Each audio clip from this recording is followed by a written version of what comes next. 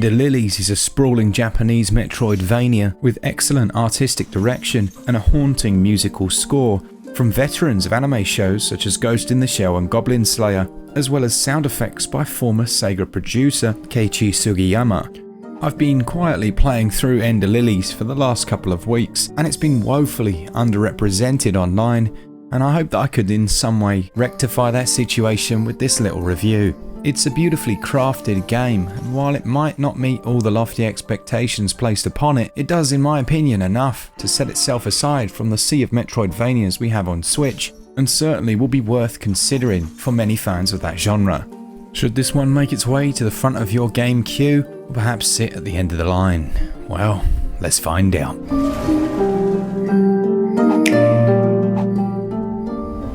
The story revolves around a young priestess called Lily, who awakes in the ruins of a dilapidated church.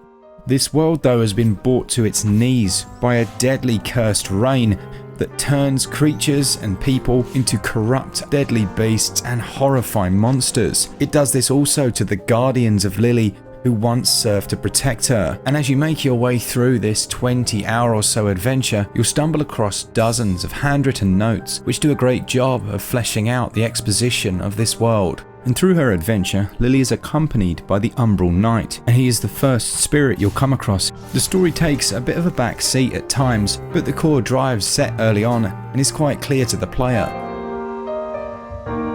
As far as gameplay and controls go, you control Lily with the left stick, moving her left and right. She can jump and later double jump when you find that ability, and she can dodge in any direction using the RZ trigger. As you'd expect with a Metroidvania, it's all about unlocking new abilities and skills as you progress. But trying to stop you at every turn will be these hideous monstrosities. Enemies come in all different shapes and sizes, but the unifying mechanic is an orange glow that emits from them when they're about to attack. This allows you to time your dodges, but also your parries later when you've found that ability. It's a system that's tried and true and works very well. Your main combat attack will be a fast sword, although latter ones include a powerful strike that can send enemies flying, and you can augment your abilities by equipping different spirits. These might be a raven that flies around shooting for you, or a whirlwind attack, as well as countless others which can be equipped to your player when you're sat at a bench or chair. Now that might sound very familiar, and yes, you do rest at benches, chairs and pretty much anything else you can sit on, and it's from here that you can then do your customization. And interestingly, the customization you're actually applying is the use of those spirits you've vanquished in combat. They'll literally be able to lend you their abilities. And if you ever stand still in the game, you can equip them to two separate slots. This is triggerable with the RB button, so you can switch between two available loadouts. It's nice because on one hand you can have a fast moving sword as well as a few ranged abilities, and on the other you can then go for something that's a little bit more brute force. The game opts for quite a traditional mapping system which shows you the general direction of the nearest exits, but not much more. When you sit upon the aforementioned benches or seats, you can also fast travel between any that you've visited before. As a huge fan of Hollow Knight, I must admit I wasn't overly sold on the mapping system, just because the maps in that game look so beautiful, but in practical terms these are much easier to navigate. As you'd most likely hope, the world is filled with secrets. Literally in every area you can find hidden items and chests, which will allow you to enhance your abilities. And those spirits I mentioned have several upgradable tiers, increasing their damage, their range and power. And then there are also several trinkets dotted about the world, usually tied to some small piece of narrative, which is always welcome rather than just ring +2. These are also equipped when you're sat on a bench, and this is almost certainly borrowed from Hollow Knight, with a finite number of equipment slots being available to you, and this upgrades as you progress through the game. Lilies has excellent control. The character moves instantly. When you jump, you have some control over their movement in the air, and the visual cue for when to dodge is very useful. I didn't particularly like the animation for the roll though. It felt like the character stumbled over. It works well enough, just doesn't look very good.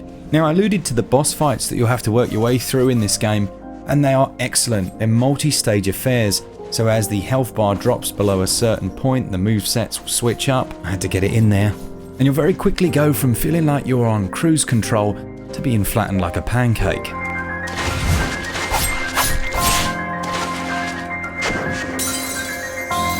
Dying in Ender Lilies sends you back to the last save location, but other than that, there's very little in terms of impact. You don't have to go back and collect gems, souls, shards, or any other thing, and it feels like you can then go off in whichever direction you choose. The game is still quite challenging though, and certainly as you progress into the latter stages, you'll find yourself dying multiple times, but it receives a big check mark when it comes to being fair on the player. It very rarely throws you into a situation where you haven't been slowly prepared for it, and that's also shown in the variety and type of enemies. They become more challenging in line with your own skill set. I think it's also fair to say that a good Metroidvania is only as good as its world, and Quietus of the Night shines in that regard. Each area feels very unique. There's a lot of tight platforming. You'll be swimming under and through caves and breaking down walls to find hidden and secret areas. And while some backtracking is required, the fast travel system makes it really simple. My criticisms of Ender Lilies are few and far between. It's a really well accomplished game. There's an argument to say that some of its pacing is a little linear, but again, this opens up and allows you to move where you want and go and search out those secrets, and was probably designed in that way to teach the player the skills they needed. I think the controls are tight and well refined. For this genre, I guess it's a tad short, and some of the story segments feel a tiny bit pretentious, but overall I really liked it. And I just enjoy this world. I think it's one you should experience. Gameplay for me scores 18 out of 20, and the controls also score 18 out of 20. As far as visuals go, Ender Lilies reminds me a little bit of the Bloodstained Ritual of the Night game. It tends to use darker, more muted colours, although areas have their own vibrancy to them. There's a good variety in terms of character designs and enemies, but some of the animations come across as a touch Flash-esque, if you know what I mean. But as far as the backdrops go, it's truly impressive stuff. Now, one area that's potentially divisive is the audio.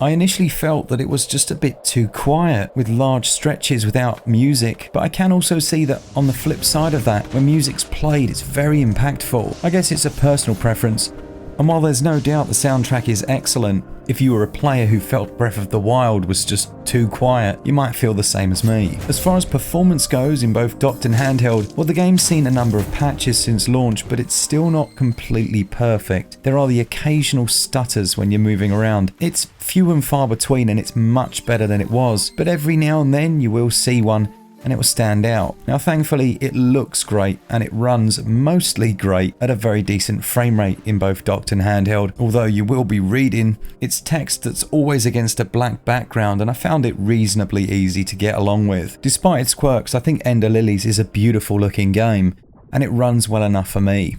I give the visuals and performance 17 out of 20. My slight critiques of some of the sparseness of the in-game soundtrack aren't reflective of its quality. It is a quality piece of work, and a true delight if you're using it in a handheld with a set of headphones. I give sound and audio 18 out of 20.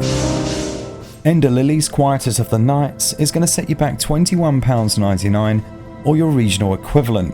Now, there was this thing going around for a while that you should be paying £1 for an hour of gameplay. I don't think that's how it works at all. I think it's all about the quality, and I think the game is very high quality, but it will take you around about 20 hours, so you know, that almost works as well. There are lots of secret areas, there's lots of things to do, but as an entire package, I think it offers a lot to most players. It's a very reasonable 1.9 gigabyte download, and it's not one to pass up if you are a Metroidvania fan.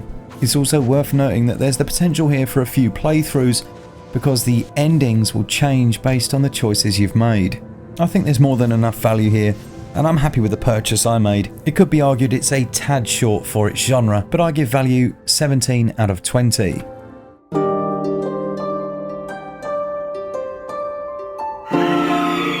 Ender Lilies Quietus of the Night is a beautifully atmospheric Metroidvania that succeeds in all the right areas. I know some of you wanted to know our thoughts, and it certainly gets our recommendation. It gets a SwitchUp score of 88%. Thanks for watching. Let me know in the comments if you'll be picking this one up. Stick around if you enjoy the content. And a big thanks to our patrons who support us each and every month. For all things Switch, all the time, keep it SwitchUp. Cheers, guys. See ya!